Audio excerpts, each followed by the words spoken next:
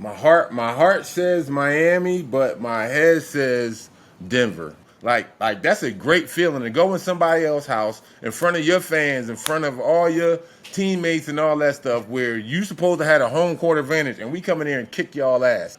In and out, crossover, behind your back, hesitation move, and then come one more dribble, and we gonna come with the Euro floater. Like, man, what the fuck?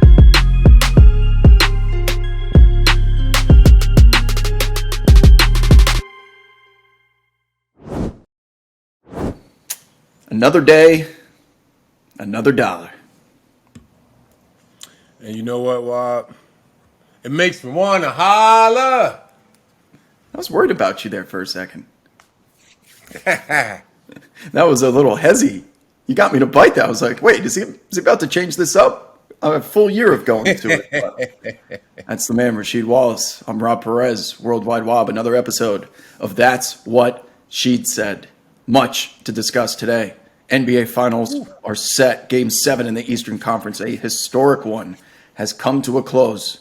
We're going to cover it all. We're going to put it into context. We're going to talk about the future for both the Celtics and the Heat and the Nuggets and all those wonderful things. But first, as always, we like to lead off. What's that? I say yes. Okay.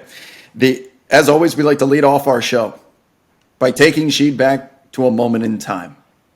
He's been very good at these, and for the most part, I would say they're positive. They're historic Sheed performances, both on and off the court. It could be a Sheed performance with a referee. It could be a Sheed performance in the box score. It could be Sheed hoisting the Larry O'Brien trophy for all he knows. But I'll give you a little bit of a hint. This one is in a loss, Sheed, and the date is May 4th, 2003. May 4th, 03. Let's start with the team. I want to say it might be who? Jersey? No, you're still on the Trailblazers. May 4th? Oh, this is before I got traded. Mm-hmm. Last year. Wow, you got me right there. Okay, May 4th. So we're in the playoffs. Last season with the Trailblazers, I believe, before you get traded. You and your teammates are down 0-3 to the Dallas Mavericks. Oh. Now you see why I picked this one in particular. Let's run the tape. Y'all are down 0-3. And there he is, Rasheed Wallace in Dallas. The series at this point is now 3-3, very similar to what we just saw in Boston. Game 7 in Dallas with a chance to make history and be the first team to come back from an 0-3 deficit against a young, spry-looking Dirk Nowitzki. MVP Steve Nash in the house. There's a Michael Finley sighting out there. I picked this for a reason, and the viewers are going to find out why. But I want to hear from you what it was like coming into this game with a chance to be the first NBA team to come back from 0-3. Oh man, we definitely loved our chances. We knew we was fighting uphill. We knew that at that time it was all NBA was all behind Dirk, and wanted to make that whole European push. And so of course we knew that Dallas was the NBA favorite for this. They had us down 3-0. And it was just like, look, all we could do right now is hang our nuts on the table. I mean, that's the worst that could happen, you know what I'm saying? Is us taking the L. So let's just go out here, do the right things, play the right way, and get a win. And then we did that because it was like, pretty much a do or die. So game 4, all right, boom, we come out, get that W. Hey, 3-1. All right. Now, we back in Portland. Boom. So we all gung-ho again, like, look, we got to get this shit. It's now or never. So we just taking it pretty much a game at a time, right? So, boom. So before you know it, it's 3-3. So we like, shit. And then, that's when the whole phrase that I had come out, both teams play hard, God bless and good night, and all of that shit had came out, right? But this was a great game, though. I can't even front. It was a good game. It was a great series because everybody counted us out from the beginning. Even our own local media counted us out from the beginning, talking about, oh, Dirk was too much and this and that. Like, nah, he wasn't really too much. Dirk was a good player, but for me back then, I didn't put him on that echelon with me, KG, and Tim Duncan. And don't get me wrong, Dirk is a good player. Yeah, he's in the Hall of Fame and all that shit, but that really doesn't matter to me. But it was a great game right here, man. Then look, you got guys in there, Rayful Frentz, Michael Finley, like you said. You got Steve Nash. Who else is out there? Who is that number 11 right there? Eduardo Nahara. That is some Jason Terry sighting. There's Raif LaFrance. There's I don't know, I don't think that was Sean Bradley. Shit, we got a Zach Randolph sighting in there. You know what I'm saying? Damon Biggie Stoudemire in there.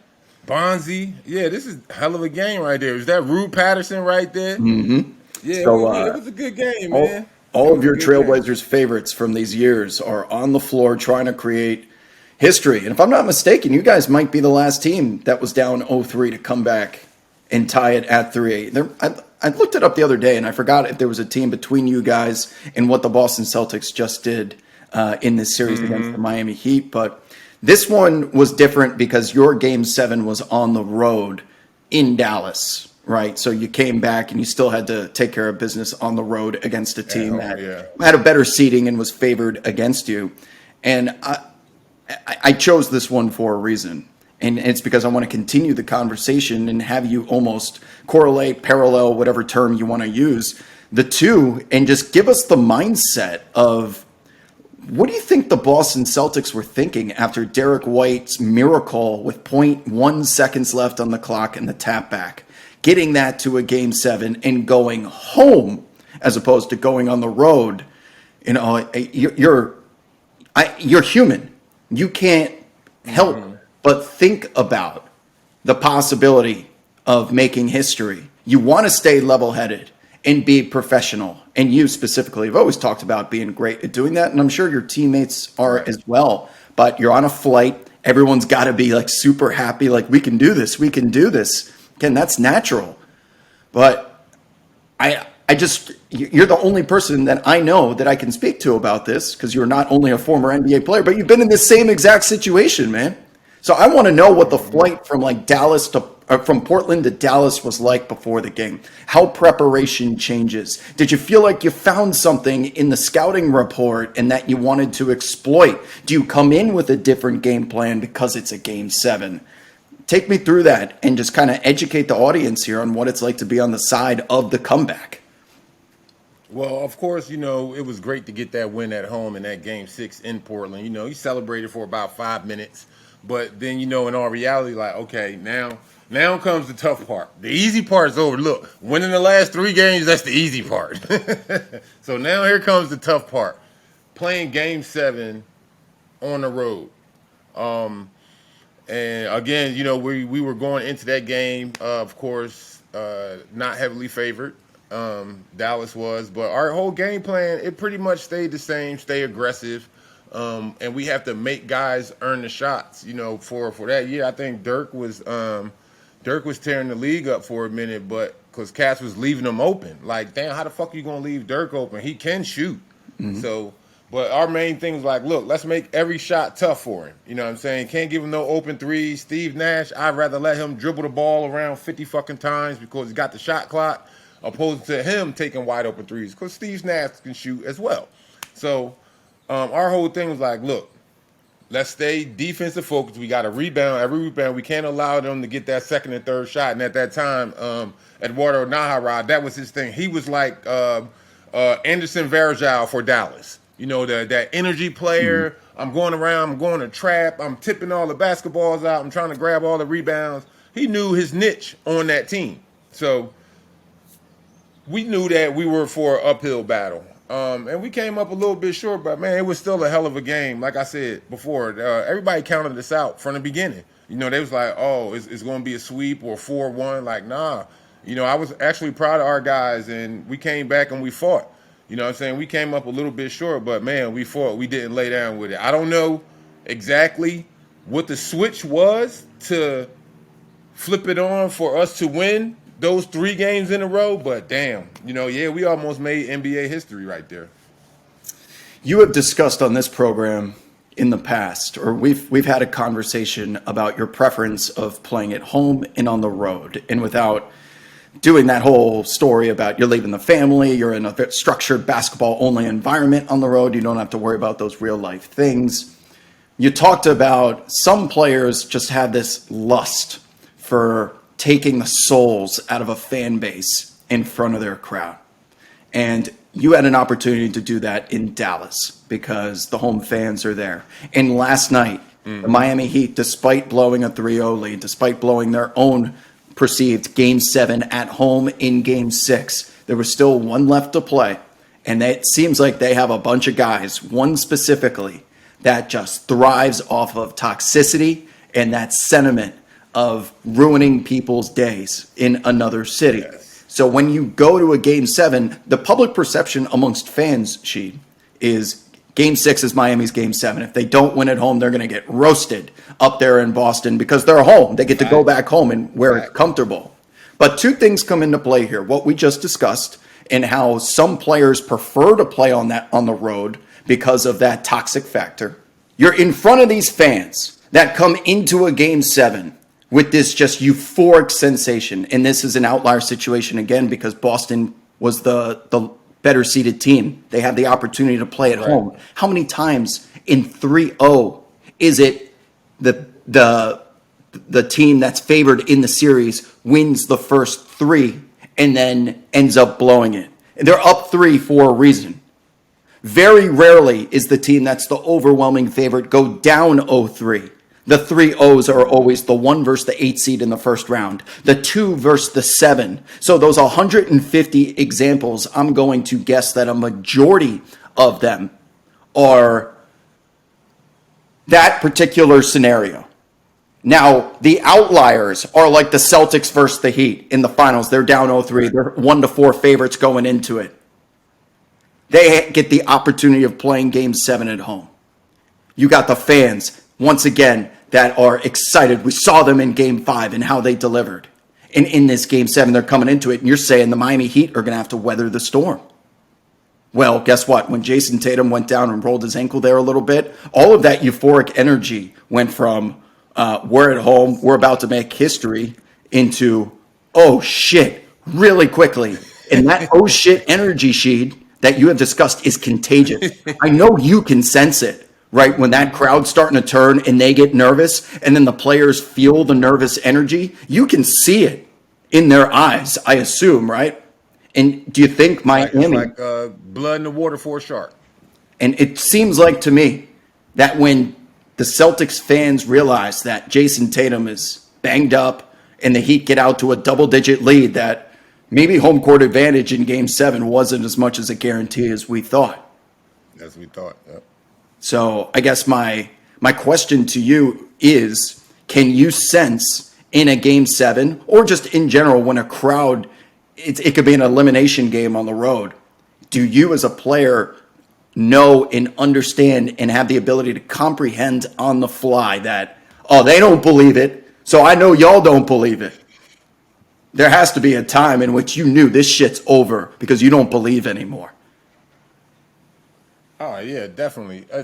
Actually, for me, it was that guaranteed when I was with the Pistons and we were playing in Indiana, and you know, to go out there and when Tayshaun got that block, like back and forth, it was going back and forth that whole game. You know, the crowd was in it. Hey, Pistons suck, blah blah blah blah.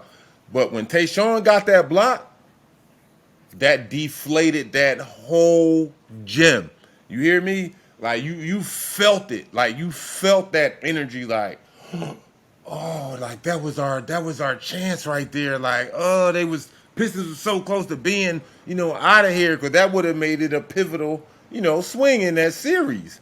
And it was like, oh, and we was like, yeah, you know, it picked our energy up as we felt that energy come down in the building. And I've been there. I've been on both sides of it, actually, playing in big games, no matter if it's Game 7s, Game 1 of series. You know, back in the day, we used to do the best out of 5. So it was like I always thrived off of going into someone else's house. Even when I was playing in high school, like that's a great feeling to go in somebody else's house in front of your fans, in front of all your teammates and all that stuff, where you supposed to have a home court advantage, and we come in there and kick y'all ass. Like, And we going back on the bus like, all right, y'all can have y'all arena back now. We just wanted to borrow it for a couple hours, a whole bunch of shit talking like that. But man, it's like the way when you a player out there, and it's with everything. It's with like big shots, big blocks, missed shots.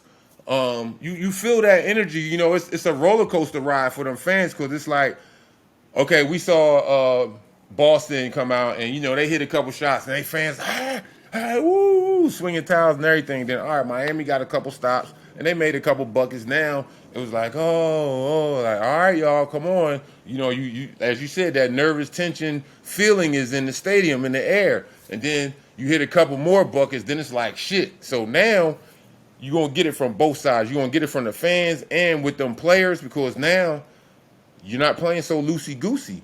Every shot is a big shot. And now a lot of cats' assholes be tight like frog ass. So it's like, do I really want to take this shot now? Like I missed the last 2 or 3 from this spot. Do I want to take? No, I'm gonna pass it. You get stuff like that when it comes to those big games. But yes, I definitely love going to another gym and just deflating that whole fan base. And then shit, during the playoffs, it's even better because now we got to stay over in that town for the next like 3-4 nights. And guess what I'm doing? I'm talking shit to their fans, at the restaurants, at the bar, whatever, the bowling alley, wherever we at, the pool hall. Yeah, I'm just having some fun pretty much. I'm not talking like, oh, fuck y'all type of shit to the fans. But no, it's just trash talking with the fans, all in fun. But man, I loved it though, going to somebody else's house and kicking ass. So it sounds like there's 3 different types of energies and atmospheres during an NBA season. The first of which, the lowest level, is the regular season. It's kind of work. You're showing up to different arenas every night. The stakes aren't nearly as high.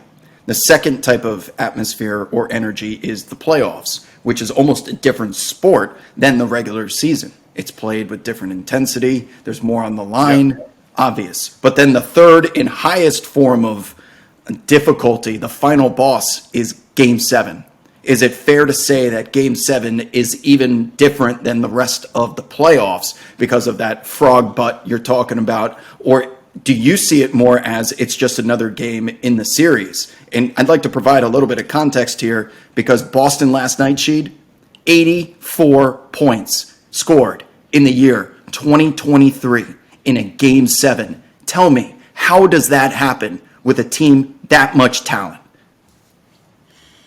Man, missing shots, good defense. Miami made some good switches, contested some good shots. And again, as I said, now with that Game 7 at home and Boston's down, no matter if it was the 8 points, 10 points, 12 points, as that lead kept increasing, now every shot is a big shot. So now look what happened. Who pretty much down the end was taking all the shots? You had Jason Tatum, of course, and Jaylen Brown. So, not saying that the other guys didn't shoot, but they're taking a majority of the shots because now it's crunch time. This is who you're paying all that $690 million to for them to hit these shots, for them to be in this situation. This is where they're supposed to thrive, and they came up short. It seemed like in the last few games with their shooting from beyond that arc, it was some bad numbers, and it's basic basketball though. If I'm shooting bad from beyond the arc, I'm not going to keep shooting from beyond the arc. No, I'm going to go to the basket. I'm going to get me a bucket, you know what I'm saying? I'm going to do something to feel good about myself, you know what I'm saying? Sell a ticket to the show, put it on the floor, right or left, for a 2-3 dribble pull-up. Let me get something going. I'm not just going to keep shooting contested threes over people all day thinking that, oh, shit, please go in, please go in. And then if it goes in, now it's like, okay, you want to shoot it again. So, and you're going to miss that shit again for the most part because why? Every shot is a big shot now. You're looking at that rim different. That ball feels different in your hand. And Game 7s are pretty much our NCAAs. It's one and done. It's one and done. And you know the pressure, you've seen in many NCAA games, the pressure that those guys have each game for each round, that's what Game 7 is. Every shot is pressure. Every time it's like, and then you might have some guys like, oh, I don't want to foul. I don't want to foul to make sure that, I don't get put out. No, I want to stay in this game. But you ain't doing shit when you out there, though. You know what I'm saying? You just want to be out there for the simple fact it's a game 7. Oh, this or that. I'm waiting for this or that to happen. No, if you got the guys on the bench that's ready, shit, get them cats a shot too. But it just all fell apart for them last night, man. Watching this whole series definitely reminded me of the clip you just showed me because, man, it was like, you had to believe in yourself. You had to believe in your teammates in order for you to get to that game 7, especially being down 3-0. It was like the only cats we could trust is us. We can't. This is the wrong time for us to fall apart. And even though they came up short, that showed a lot of character for that Boston team to even fight. Because they could have laid down instantly right away and got swept. You know what I'm saying? But no, they fought. Like, all right, and it's contagious. We can't worry about trying to win the second game. We got to win this first game. Win that first game, okay, boom. Now let's concentrate on the second game because that game is over. It's 3-1, it's over. So we got to concentrate now on game 5. Boom. We win game 5. Okay. Game 3 and 4 is over. I mean, game 5 is over. So now we got to concentrate on game 6. You got to do it like one step at a time. You can't worry about, well, if I walk 3 more steps, I'm going to fall. No, you just got to walk. And that's what Boston did. They showed me a lot of character with that young team, man, even though they came up short. So my hypothesis that Game 7s are a different species than anything else that you'll see in the playoffs is for many of the reasons you just discussed. Now let's get specific. The pace of the game last night barely cracks 90. We're talking about 100 possessions per game here. During the regular season, it comes down in the playoffs because the defense gets more intense. But in Game 7, it's primarily, almost always traditionally, played in the half court. Fast break point opportunities are far and few between. Therefore, the scoring is lower. The over-unders set in Las Vegas are always the lowest of the series because there's such desperation on defense. It usually results in the other team having to make, that's on offense, to make high difficulty shots in the half court set because the defensive intensity is so high. And with Eric Spoelstra's insertion of a 2-3 zone that he went to almost every time out of a timeout or commercial in Game 7. He goes to the 2, doesn't always stay in it, but he shows a different look. Right. And while the Celtics are settling for these 30-foot three-pointers with no one under the rim to rebound, they're going to pack this 2-3 zone. We know Jason Tatum's hobbled, and he can't break us down, so we're just going to essentially say, if you want to catch fire from 3 and beat us, so be it. But we are assuming that we can find a way to get easy buckets on the other end. They also switched for the first time in this series more screens than they didn't. I think the number was something like 60% of the time. We hadn't seen the Miami Heat just straight switch everything. There's hedging involved, there's drop coverage, there's other ways to navigate the pick and roll. But as they continue, the Celtics come down the floor sheet and just spam it. Time after time, same set with Jason Tatum and Jaylen Brown. Now the Heat are ready for it, and they have bodies that can switch without it being a mismatch, and the result of which was no dribble penetration, a whole bunch of isolation hero ball, and you're going to have to be a nuclear superstar or have some act of God at the rim at the final buzzer beat us like you did in Game 6. And ultimately, the Heat sat there and said, you might catch fire in Game 5 and shoot 60%. But you can't do that 4 out of 7 times. You might be able to do it 3, but not 4. And that's what it sounds like you're telling me. And then I want to continue to follow up this point with you, because while there's this perception, and I'm guilty of it as well, and you may agree with this too. Okay, you know what? Let me ask you straight up, just as a yes or no. Do you think the Boston Celtics have more individually talented basketball players than the Miami Heat? Yes. Okay, me too. So we're on the same page, but that doesn't always equate to meaning that the Boston Celtics were the better team. They may have a better record. Correct. They may be the higher seed. They may have more talented players, but that doesn't always equal, that is not a transitive property and just an equal sign that Boston is better. If they were better, they would have won the series. So the point that I'm getting at here is while Boston is having to go through hell to get 2 points, they scored 84 points total in the year 2023. I want to say that again. To watch a 4-minute spell in the fourth quarter, dry spell of no scoring whatsoever, has to be broken by Jaylen Brown finishing over 3 Miami Heat defenders with his left hand at the rim. That was just sensational talent play just to get 2 points and break the streak. That's what Miami was forcing Boston to do to win the game. That's why the score was so low. But on the other side, while we just both agreed that Boston's got more talented players, therefore they should have the ability to get open and create for themselves, and if not for themselves, their teammates, and get open looks as a defense collapses on top of them. But it's the Miami Heat sheet at the other end of the court that are stepping into wide open threes for the last 2 weeks with a team that doesn't have these stars and the better talent to break down defense. And these are coming as a result of course, Jimmy is that guy. But they hit the glass. They get every 50-50 ball. They make the perfect pass. They space beautifully. And I just want to hear from you how you think the Miami Heat, for the 3rd series in a row against a stellar defense. They played the Bucks, they've beaten the Knicks, and now they've beaten the Celtics. 3 bona fide defenses. And the common denominator in all of these series was guys like Max Strus, Gabe Vincent, Duncan Robinson, and Kyle Lowry stepping into open threes and punishing the defense for leaving them open. How do the Miami Heat, Cheed, always get open looks? Because they go to the basket so much.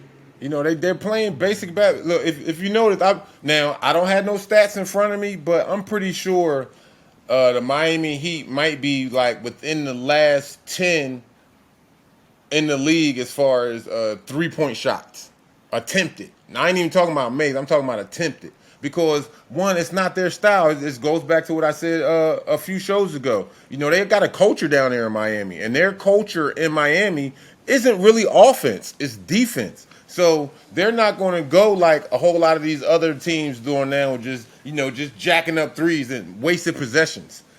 No, they're going to definitely prize these possessions here, no matter if it's regular season or in the playoffs. It's a different mentality. And then it goes to the players. Just because you always have the most talented team doesn't mean that you're always going to win.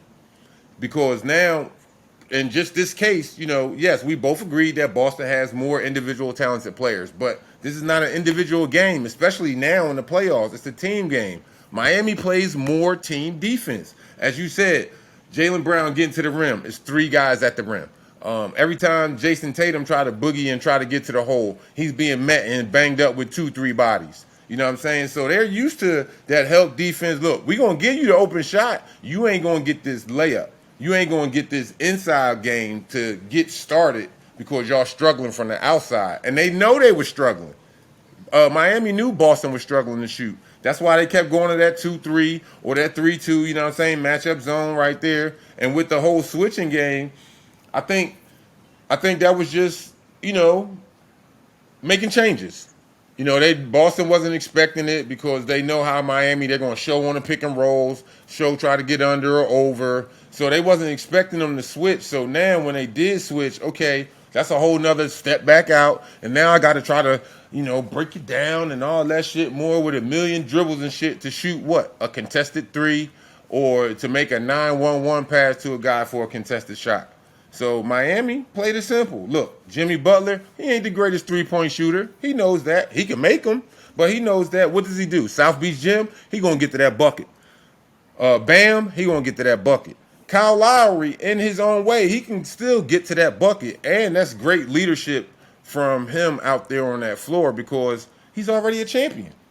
A lot of people forget that he already won one in Toronto with Kawhi. So he brings that experience and that I guess late in the season urge to try to get that other one. And then you got to go off of the few things that Miami has been going through over the last couple of years. They've been there. They just couldn't get over that hump. It was a shot or two away. If we would have made this shot or got this stop, it could have been us in the finals, blah, blah, blah. But now, here it is. They there. They did the things they were supposed to do. Jaylen Brown and Jason Tatum was on a tear getting to the basket. Miami shut all that shit down. Like, yo, let's stop this water right here. Make Marcus Smart beat us. Make what's the big fella name? Big Rob, make Big Rob beat us. No, we're not gonna let Jason Tatum and Jaylen Brown. They beat us the last 3 games to tie it up. They beat us the last 3 games to tie it up. We can't allow that shit no more. Miami cut their water off, plain and simple, by playing defense. There's going to be conversations about Mazzulla versus Spoelstra. We'll get to that in just a second here when I ask you a question about players' analysis of coaches. But the eye test suggests to me that the Celtics were more reactive to Spoelstra's moves, and the Heat are proactive. And that comes into play in a Game 7 where the pace slows down to the slowest point of the series, and the common denominator, as you just spoke to, is valuing possessions because there's not as many. So if you spend these possessions getting up something in isolation with 4 seconds left on the shot clock and you got your back turned to the basket and you throw it up into the air just to hit the rim. There are too many times in this game and honestly in this series in which the Celtics face that situation while the Miami Heat are seemingly having open gym. They are practice shots from the corner that are wide open. And that's because they value the basketball and always getting a good look, which requires putting in work for the first 16 seconds of the shot clock to create that opportunity. The Boston Celtics are not voluntarily leaving these corner 3 guys open, Strus, Duncan, Vincent, and they're open. And credit to them for making their shot, but valuing the basketball as game managers. They have 5 of them out there in Miami. And as a result, that is probably why that they are getting open looks. And while we're on the topic of valuing the basketball, this Jaylen Brown thing could not have happened at a worse time. And what I'm referring to is 8 turnovers in Game 7. That's a career high in a single game for him. He is due a supermax extension, Sheed, this summer. Something in the range of 5 years, $195 million is what he might be eligible for based on earnouts and bonuses. Those numbers may be off by a couple million, but it's going to be a lot of money. And for the second straight year, I have been tracking Celtics games dating back to last year's Eastern Conference semifinals. And every single time that the Boston Celtics turn it over, the magic number 15 times, they lose. And a lot of those turnovers are self-inflicted, unsolicited. And I can date back to last year's finals and how Golden State was able to pull away and steal one of those games because the Celtics just couldn't take care of the basketball down the stretch. It has been their biggest Achilles heel. And in last night, I am watching Jaylen Brown just do a pretty basic inside-out dribble with his right. He goes to the crossover against Bam Adebayo, and the ball just misses his left hand completely. It ends up in Jimmy Butler's lap, and he just goes coast to coast for the easiest 2 points. 2 points that should never happen in a Game 7. And all of these turnovers of the Celtics. Okay, but now that we get to Jaylen Brown, I am personally not in favor of breaking up the Jays because I don't think you'll ever get a talent back that's equal to what Jaylen Brown brings. But this was not the time for him to forget how to dribble.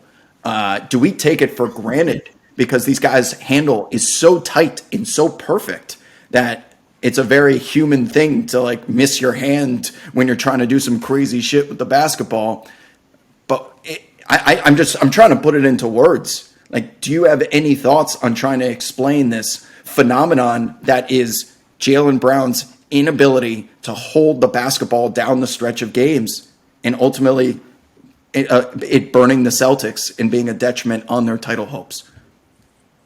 Too much dribbling, plain and simple. Bottom line, I mean, it's nothing else to be said about it. Too much dribbling. Guys, instead of coming down, I get the ball, right? You're in front of me as that defender. Okay, if I give you a pump fake and you don't go for it, all right, cool. So now, mind you, I still haven't dribbled yet. So now I'm going to go left or go right. If you cut me off, then okay, boom. Just go the opposite way. Keep it going. Go to the basket. What these guys do to me, what it looks like when I'm watching a lot of the NBA games, they doing workout moves. All right? Like the shit you see on their little highlight tapes on Instagram and Twitter and all that. Oh, yeah, we getting this gym work in today. And now you catching it. It's between your legs, in and out, crossover, behind your back, hesitation move, and then come one more dribble, and we're going to come with the Euro floater. Man, what the fuck? Man, if you don't put that ball down, 2 dribbles left, 2 dribbles right for that pull up, or get to the hole for a layup, or pass that ball. Plain and simple. Too much dribbling, no. Because every time you dribble, all that shit, it's always something that can happen. Somebody get a hand in there, boom. You lose control of the dribble, like we saw happen, boom.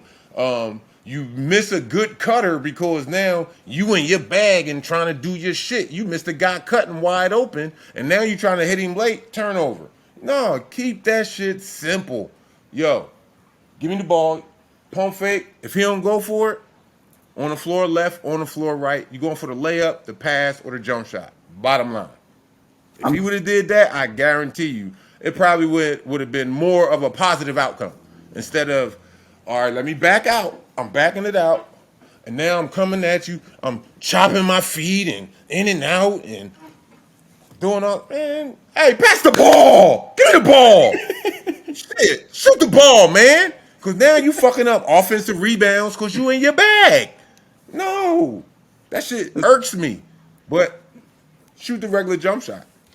Would have been a different outcome. We never know. This reminds me of that video of you coaching your kid that went viral where you were standing there saying, don't do all that extra shit. Like, you should be able to go from the 3-point line to the rim in 1 dribble or 2 dribbles or whatever it is that you said. 2 dribbles max. I don't need all that 6-7 dribbles. You get that motherfucker on that wing, mid-range, either pivot foot. We just worked on it, either pivot foot. Right here, he give me baseline, I'm going baseline. Ain't no fancy shit. He give me middle, I'm going middle. For what you want, pull up or all the way to the hole. Don't do this shit. Step back out, let the defense set again, and you trying to cross and in and out and nothing. That's what the NBA is about. How fast can I get from here to this basket in 1 dribble? A game move. Ain't none of this shit. All that. You do that shit when you become the star of the team. You trying to stay with a job, not get a job, stay with a job. I get that bitch.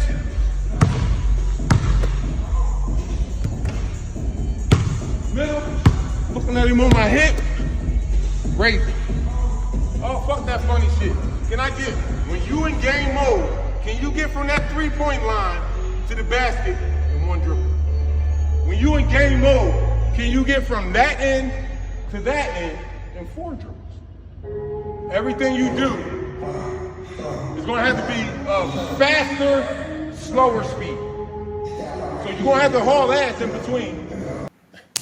Sometimes it's that simple, but if you're over there dancing around like you were making fun of during that video, I mean, you were doing it. You were like going behind the back there for a second and making it look easy, but you should be able to get from this point to this point in 2 dribbles. Keep it simple. Good. Therefore, you don't allow the defense the opportunity to recover because standing still and sticking the ball. To even get set, because that means if you in your bag dribbling, guess what? Everybody else is watching you.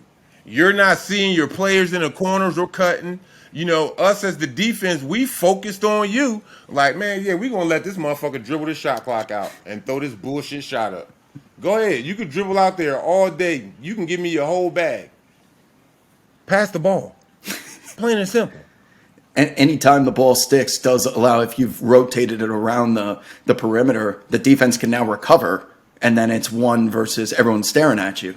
So the whole work that you put in breaking down the defense is now reliant on that star to do something crazy. And how sustainable is that over a 48-minute span in a 7-game series? The Miami Heat will be the first to tell you, not very. I'd like to pivot this conversation now to exit interviews because a lot of Boston Celtics fans are wondering, what does the future hold, not only for Jaylen Brown, like we just talked about, but Joe Mazzulla and the head coach. And I'm not so interested in us breaking down like Joe Mazzulla's little, he did this, he did that. But because you have experience with exit interviews. And for those of you that don't know what an exit interview is, usually it's within 36 to 48 hours after the season being eliminated. You have a private conversation with either the president of basketball operations or the general manager. And you guys are talking about It's a work review, pretty much. It's your quarterly review. If you're an accountant, you have a boss that comes in there and gives you a review and tells you if you're doing your job well or not. And it's a two-way conversation between you're giving them feedback on other players, how you're feeling. But I'm going to assume that there's eventually going to be the topic of the coach.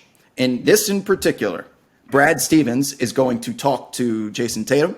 He's going to talk to Jaylen Brown, Marcus Smart, all of the cornerstone franchise pieces there. And I want to know, straight up, does the general manager ask you in these meetings, especially on a team with championship aspirations, of which you've been a part of many, does he look at you in the face and say, do you want to play for this man next year? For the most part, with the exit interviews, some are done by the coach because the coach probably holds two positions, as you just mentioned. He could be director of operations, or he could be the GM. So that one pretty much, they don't really ask your feelings that much about the coach unless they're separate. So if they're separate, they already had their mind made up with what they're going to do with the coach anyway, no matter if they're going to keep him or if they're going to let him go or, re him up or whatever. So when the front office asks that player or asks the players, how do they feel about the coach? It's just to get a feeling, to get some ammo for if shit go bad. So let's just say, and I'm speaking hypothetically here, y'all, I'm not saying this is real or this shit happened. So don't y'all go out there and put this shit out there. Rasheed Wallace said this. It'll be like if Brad Stevens sits down, Marcus Smart, and he's like, all right, how do you feel about Joe? And then, he'd be like, well, Joe, he's a good dude. He's a good locker room guy. I like his X's and O's. All right, boom. Then next meeting, you're going to ask, Jaylen Brown, how do you feel about Joe? And he's going to give his opinion. Now, let's say his might be like, man, I don't fuck with him too much like that. I don't like how he draws plays up. Some of it don't make sense. I'm not with his defensive strategy. Okay, boom. So with that exit meeting, they'll ask everybody that opinion. And then it's just like a bullet. I'm going to hold that shit right there in the chamber. So now, if the guys who say the positive things about him, if it comes out he stays next year, and, let's say they have success next year, probably go to finals or within the next few years win one.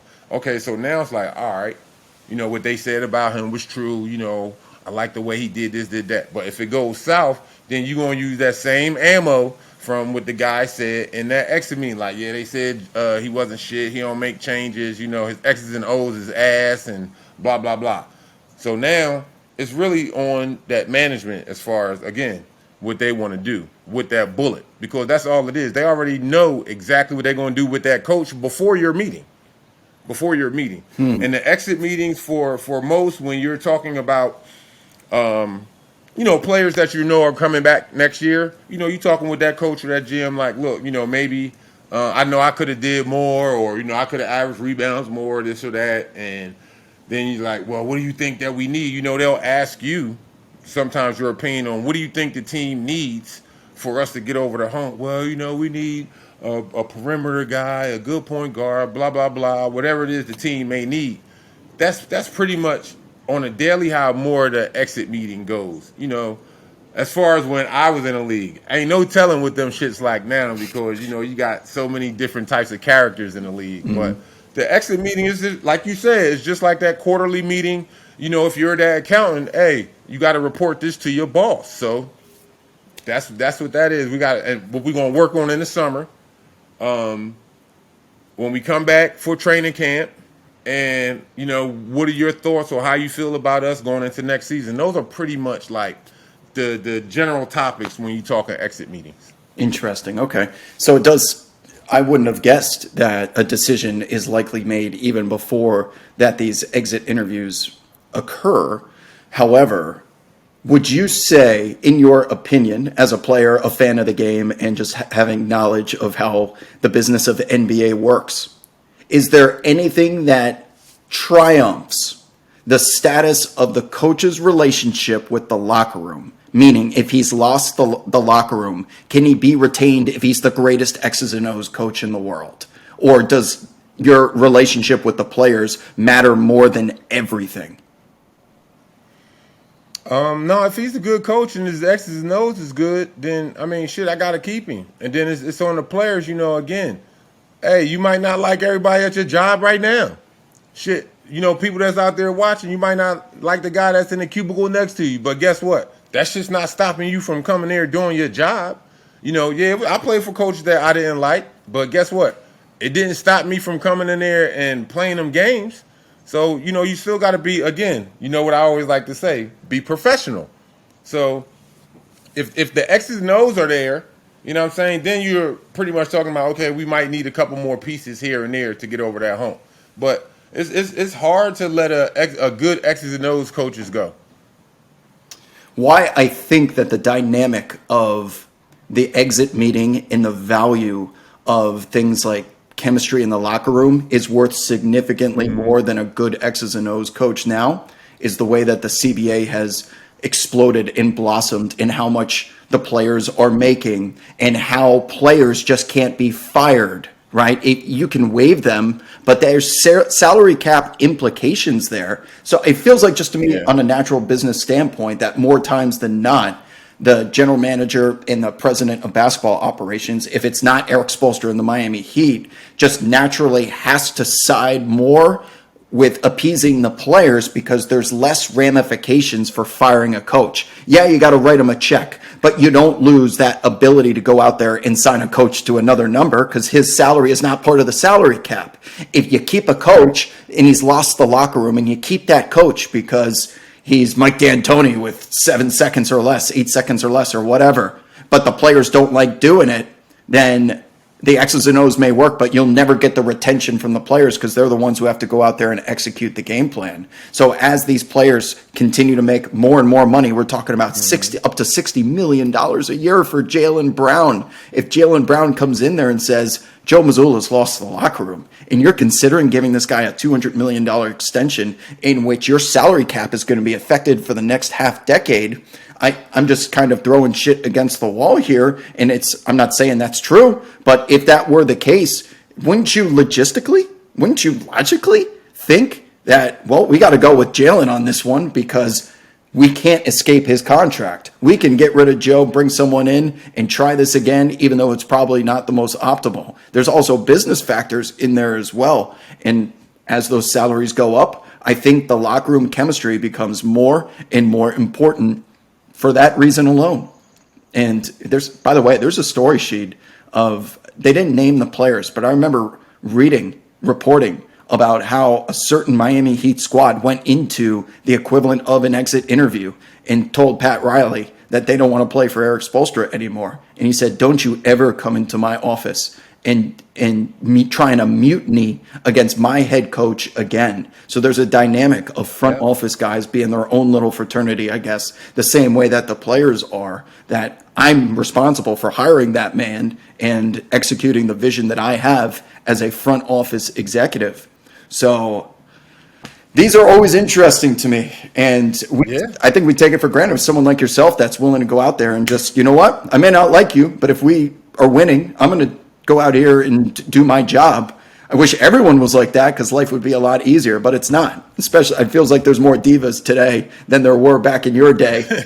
Just again, that's all because of the money in the business and the way the world works. But I'd love to be a fly on the wall for those Boston Celtics exit interviews for those reasons just discussed. So we've gone almost an hour now without even talking about a finals preview.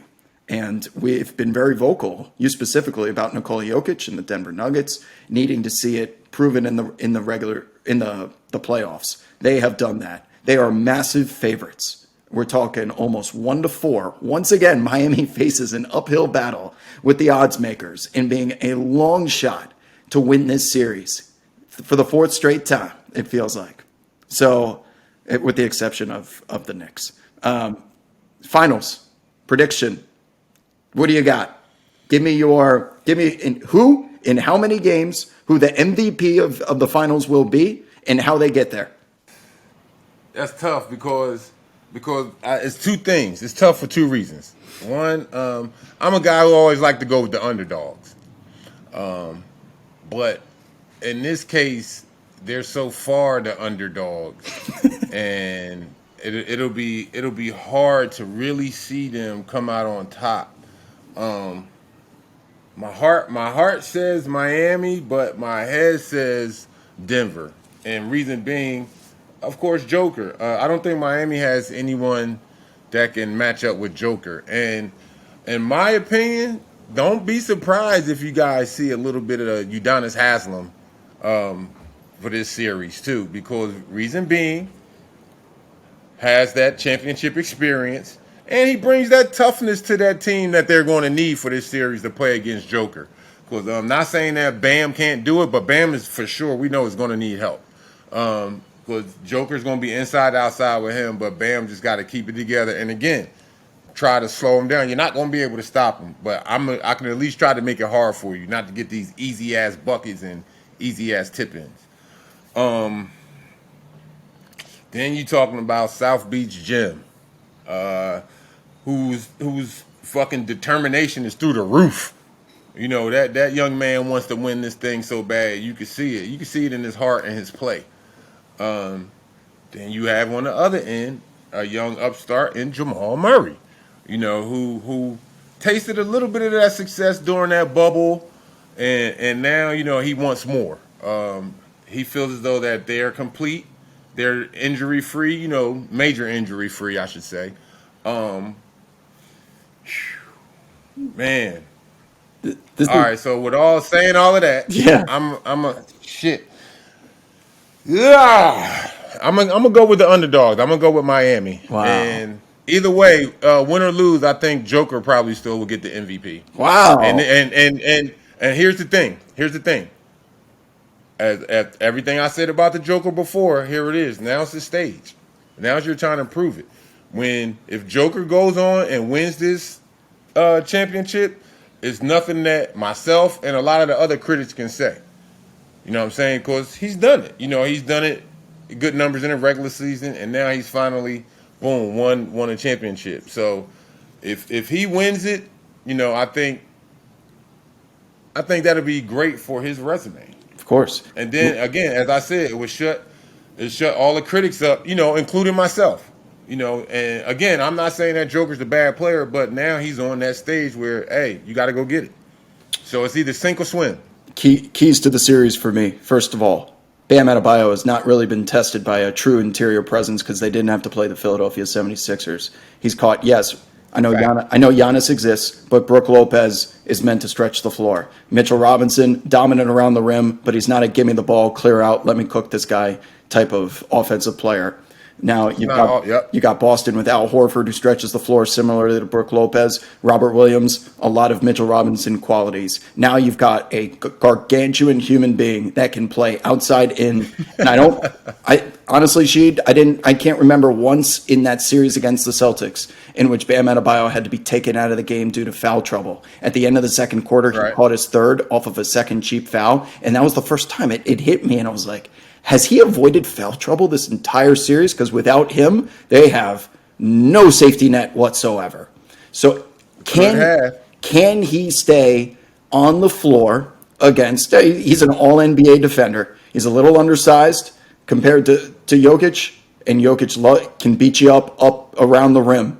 Can he stay out of foul troubles is my first question as I try and predict this series. Number two, it's going to come down to the others, the role players. And it's going these five names, Max Strus, Duncan Robinson, and Gabe Vincent versus Michael Porter Jr. and Kentavious Caldwell-Pope. You know what? Let's include Aaron Gordon as well for an even six.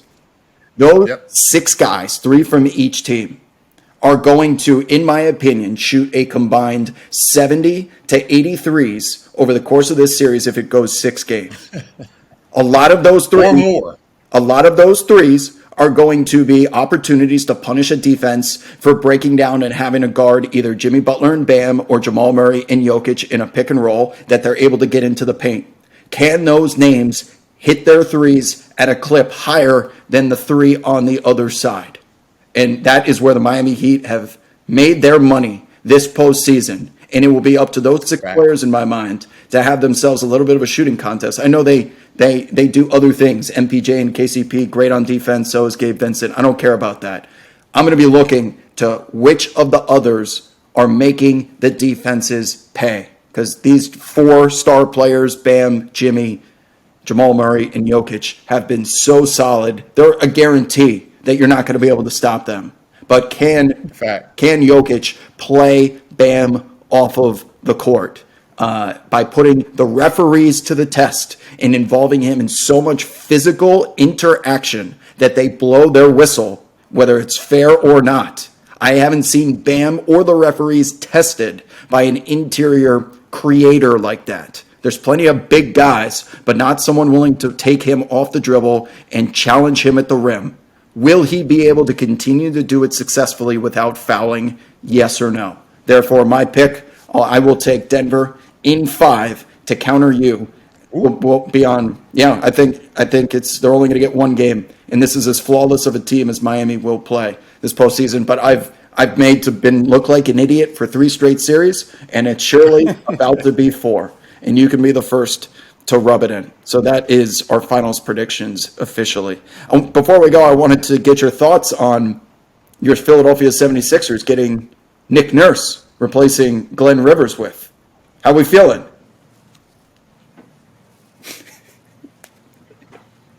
I'm feeling good doing the Roger Thomas out here.